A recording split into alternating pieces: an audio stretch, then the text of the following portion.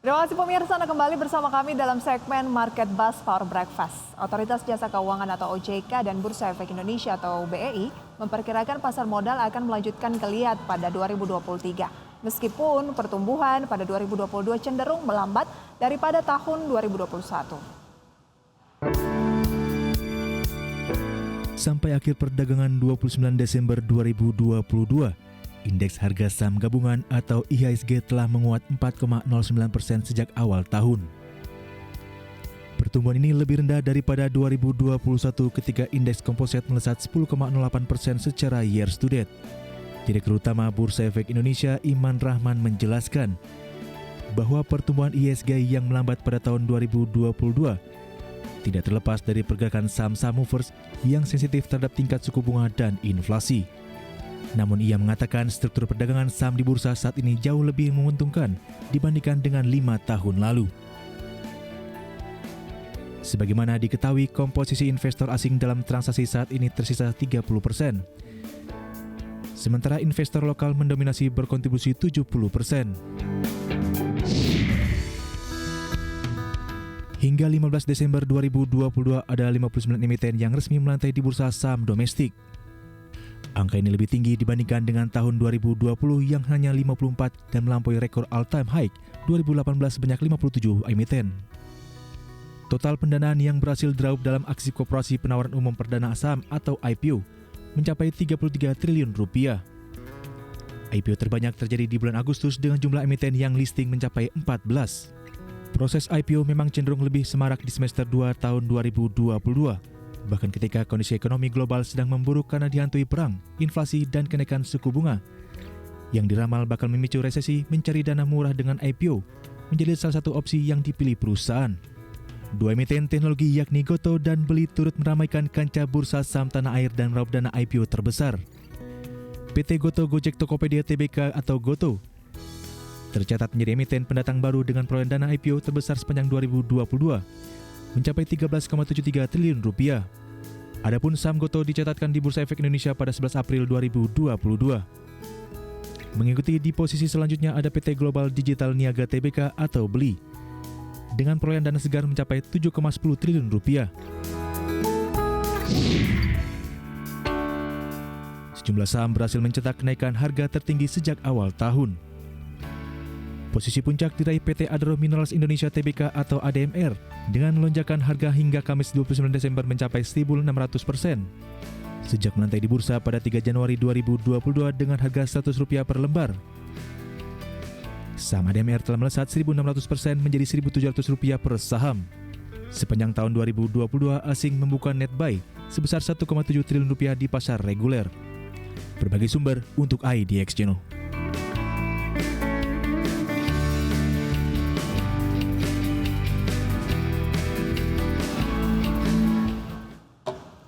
Itu dia pemirsa, serba-serbi seputar kinerja IHSG, IPO, dan saham yang melesat paling signifikan sampai 1.600% untuk ADMR pemirsa ya untuk tahun 2022 ini. Kita ke agenda ekonomi hari ini, jelang penutupan perdagangan, ada dari Korea pemirsa ya. Ada libur akhir tahun, kemudian pemirsa dari Korea Selatan ada IHK Korea Selatan, kemudian pemirsa ada dari Singapura ya terkait dengan peminjaman bank. Selanjutnya pemirsa kita beralih ke agenda dari emiten. Beberapa agenda emiten pemirsa hari ini 30 Desember 2022.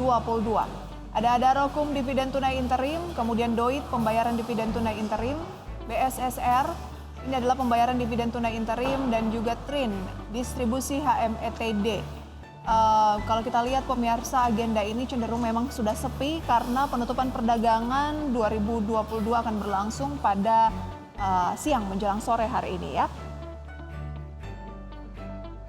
Kita beralih pemirsa ke update dari Bursa Asia, di mana dapat Anda saksikan selengkapnya di layar pemirsa, di mana Nikkei berbalik arah menguat 0,28%. Straits Times Singapura naik 0,18%.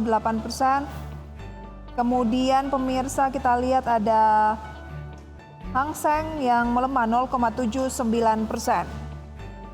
Dan pemirsa pada pagi hari ini Tentunya kita akan berbincang bersama dengan narasumber yaitu Pak Andre Wijaya, Head of Research RHB Sekuritas Indonesia. Pak Andre, selamat pagi. Halo, selamat pagi. Kabar baik ya Pak ya? Belum cuti ya Pak?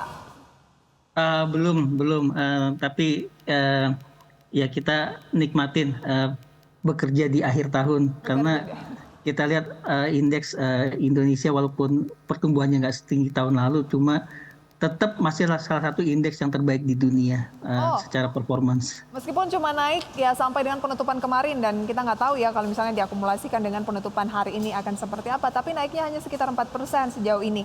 Anda katakan ini lebih baik dibandingkan dengan sejumlah bursa global atau bursa dunia lainnya. Iya, karena kalau saya ada hitung dalam USD term ya, rata-rata bursa global itu ini yang di Asia Pasifik ya turun 17,5%. Sedangkan kita dalam USD term masih turunnya 5%. Bahkan kalau dalam rupiah masih naik 4% ya year to date. Jadi masih bisa dibilang indeks kita walaupun pertumbuhannya nggak setinggi di tahun lalu, tapi tahun ini masih relatif lebih bagus daripada indeks di dunia yang lain.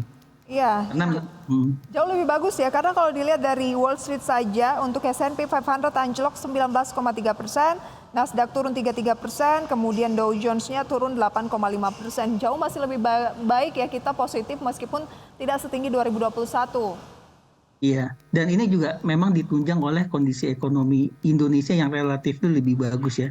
Kita bersyukur kita adalah negara pengekspor komoditas yang cukup tinggi dan harga komoditas naiknya cukup tinggi juga di tahun ini, terutama harga komoditas batu bara, harga komoditas metal mining juga seperti nikel juga naik cukup tinggi, dan ini yang menunjang kenaikan atau menunjang performance IHSG lebih bagus daripada negara-negara lain. Jadi kalau kita lihat per sektor, penggerak IHSG yang paling kuat itu ada di sektor energi, di mana di dalamnya itu banyak perusahaan batu bara yang membantu kenaikan indeks IHSG. Selain itu juga dari sektor komoditas juga atau basic materials juga performanya juga tumbuh cukup bagus. Ini yang menunjang indeks IHSG bisa relatif lebih bagus daripada bursa di negara lain. Oke, mungkin bisa disaksikan di layar pemirsa ya data mengenai penutupan perdagangan. Maksud kami adalah kinerja dari indeks harga saham gabungan di 2022 versus 2021. 2022 tumbuh 4% lebih, kemudian di 2021 10% lebih. Ini dia 10,08%. Apa sih Pak Andre yang Anda lihat sebagai penghambat utama kinerja indeks harga saham gabungan cenderung melambat? Ya, penghambat utamanya kalau saya lihat tuh, kalau kita lihat pergerakan indeks ya, pergerakan indeks itu sebenarnya indeks itu naik cukup bagus di awal tahun. Dari Januari sampai Mei itu IHSG turun 10%. Dari Januari sampai Mei itu IHSG itu naik 10%. Tapi kita ingat ya di Juni itu atau di Mei setelah liburan Lebaran itu dalam 2 minggu IHSG ada turun 9%. Itu triggernya adalah pengetatan atau pengetatan likuiditas atau kenaikan the Fed rate yang cukup agresif. Ini menyebabkan pada saat itu ada money outflow dari IHSG atau bukan hanya IHSG dari negara-negara berkembang balik ke negara maju. Itu yang menyebabkan IHSG turun waktu di bulan Mei. Tapi kalau kita cermatin nggak begitu lama IHSG ada kenaikan lagi. Itu di bulan Juni pertengahan itu ada kenaikan. Ini triggernya adalah pada saat pemerintah itu mengumumkan angka ekonomi yang cukup bagus. Ini masih bergerak sideways ya, volatilitasnya masih cukup tinggi di semester kedua. Setelah ada kenaikan, ada lagi penurunan lagi di IHSG itu di bulan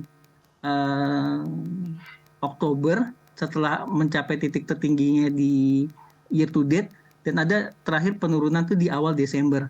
Penurunan di awal Desember itu triggernya adalah adanya sell off di Gotoh setelah lock-up periodnya itu dibuka. Itu menyebabkan IHSG turun cukup dalam. Tapi so far kita lihat semenjak minggu ketiga Desember, ini IHSG udah bergerak sideways ke uptrend lagi. Oke, saat ini IHSG bisa dikatakan dalam uptrend? Uptrendnya masih belum terlalu kuat ya. Jadi uptrend tipis, dan mungkin kalau kita mau lihat outlook sampai di tahun depan kuartal pertama, saya masih melihat volatilitas IHSG masih tinggi, dan kemungkinan di kuartal pertama bisa ada resiko koreksi karena pertama adalah masih adanya ketakutan dari resesi global. Ini bisa mendorong koreksi di IHSG, dan kedua saya lihat rupiah sendiri kelihatannya trennya masih melemah karena saya lihat harga komoditas yang udah mulai turun, dan penurunan harga komoditas ini akan mempengaruhi ke neraca perdagangan Indonesia dan juga terhadap trade balance. Tapi walaupun di kuartal pertama 2023 kelihatannya IHSG akan melemah, saya masih yakin di paruh kedua atau semester kedua di tahun depan akan ada rally di IHSG, driven dari perbaikan dari data-data makroekonomi, karena saya percaya daya beli masyarakat mungkin seharusnya akan mulai pulih di semester kedua karena UMR udah mulai naik, dan kedua impact dari inflasi juga udah mulai berkurang, dan kenaikan daya beli masyarakat akan meningkatkan atau mendorong pertumbuhan ekonomi, dan juga akhirnya akan mendorong pertumbuhan dari IHSG itu sendiri. Oke, Pak Andre, apa yang harus dilakukan sambil menanti peluang pembalikan arah dari indeks harga saham gabungan dan juga ekonomi global di semester kedua 2023 mendatang dalam time frame yang dari semester 1 2023 sambil menanti semester kedua gitu ya. Sebaiknya strategi apa yang akan dilakukan? Nanti akan kita bahas di segmen selanjutnya, kita jeda terlebih dahulu ya. Pemirsa, kami kembali saat lagi, tetaplah di segmen Market Buzz Power Breakfast. Terima kasih Anda kembali bersama kami pemirsa, dan kita masih akan berbincang bersama dengan Pak Andre Wijaya, Head of Research dari RHB Sekuritas gitu ya. Oke, Pak Andre, tadi Anda katakan bahwa ada kemungkinan perbaikan akan terjadi di semester kedua 2023 dengan berbagai macam faktor. Kita sudah makin dekat dengan tahun pemilu begitu ya. Kemudian menjelang ataupun menanti kuartal kedua 2023, sebaiknya ngapain nih untuk investor? Saya lihat di kuartal pertama kita sebaiknya pilih saham-saham yang defensif, karena saya perkirakan market akan tetap berfluktuasi. Dengan adanya fluktuasi yang cukup tajam, saham-saham defensif lebih baik yang kita prefer ya. Metodenya lebih banyak ke bottom up approach, dan strategi investasi kita beli on weakness ya. Jadi beli waktu harganya turun, dan cari saham-saham yang large cap, yang kapitalisasinya besar dan juga punya fundamental yang cukup bagus. Untuk sektor, saya lihat buat di kuartal pertama itu sektor yang kemungkinan bisa lebih unggul daripada yang lain ada di sektor perbankan. Perbankan adalah sektor yang kita paling suka saat ini. Diperkirakan karena kita memperkirakan laba bersih untuk perbankan masih akan tumbuh cukup tinggi. Ini ditunjang oleh adanya perbaikan aset dari kredit itu sendiri, di mana kredit dari loan at risk itu udah mulai berangsur-angsur turun. Kemudian NPL di perbankan juga udah mulai turun. Ini menyebabkan bank tidak perlu mencadangkan cost of credit yang tinggi di tahun depan, dan ini yang bisa jadi driver dari pertumbuhan laba di perbankan itu sendiri. Oke, jadi perbankan ya yang menjadi sektor nomor satu. Iya. Selain perbankan juga kita lihat pertambangan metal, metal mining itu merupakan yang favorit juga, terutama untuk nikel, dan juga sektor pendukungnya seperti di shipping, di logistiknya. Ini kenapa kita suka nikel? Karena kita perkirakan permintaan nikel akan membaik di jangka pendek ini, membaik terutama disebabkan oleh mulai pulihnya ekonomi di Cina. Kita tahu Cina memang ada kasus COVID, tapi kita percaya impact-nya nggak terlalu tinggi, dan Cina akan terus membuka ekonominya. Jadi kebijakan zero COVID policy-nya akan tetap berkurang. Dan ini akan meningkatkan industri atau ekonomi di Cina, terutama buat ekonomi Permintaan nikel. industri baja dan juga propertinya. Di Cina kan mereka membutuhkan banyak nikel. Oke. Buat jangka panjang, kita lihat akan ada mulai beroperasi smelter di Indonesia, smelter yang akan digunakan untuk memproduksi bahan baku buat besi baja dan juga bahan baku untuk baterai listrik. Jadi permintaan akan nikel akan tetap cukup bagus ke depannya. Buat industri pendukung seperti logistik, saat ini kita lihat persediaan kapal atau terutama tug and boat saat ini sangat-sangat langka. Sedangkan permintaan untuk kapal ke depannya akan naik cukup tinggi di tahun depan. Digunakan untuk transportasi batu bara ke smelter atau juga transportasi nikel ke smelter. Ini menyebabkan tarif untuk kapal seharusnya akan naik. Jadi yang sektor kedua yang kita suka adalah di pertambangan metal dan shipping. Oke, metal dan juga CPO ya? Shipping. Shipping, metal dan turunannya begitu ya? Ya. Kemudian perbankan. Ya.